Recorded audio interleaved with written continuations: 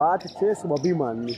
બાકી ખોટું સહન કરી લે તો આ લોકોને એવું લાગે કે આ તો બહુ બીકણ છે, અને જ્યારે સાચું બોલીએ છીએ, પોતાના સ્ટેન્ડ માટે બોલીએ છીએ, ત્યારે એ લોકોને એવું લાગે છે કે આ તો આનામાં તો સંસ્કાર જ નથી, આ તો આમ બેફામ બોલે છે.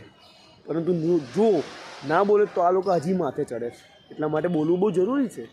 અને હું તમને પણ કહું છું, જ્યાં તમારો અવાજ દબાતો હોય, જ્યાં તમે સાચા હોય, ત્યાં તમે પણ વિદ્રોહ કરો, ત્યાં તમે પણ એ અગ્નિ બનો જે અગ્નિથી લોકો ભસ્મ થઈ જવા જોઈએ.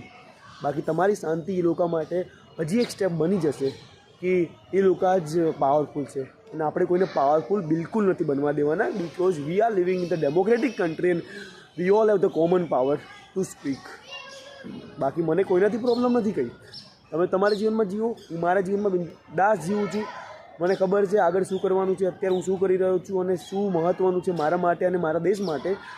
તો બસ એમાં પ્રોબ્લેમેટિક બનવાની બિલકુલ જરૂર નથી. કારણ કે તમે સાથ નથી આપી શકતા તો દૂરથી પ્રાર્થના કરો, બસ. બીજું તો કંઈ નથી માંગતો.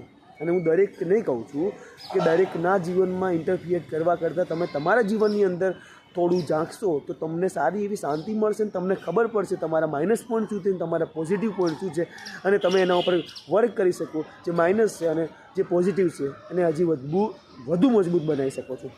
એમ આઈ રાઈટ ઓર નોટ?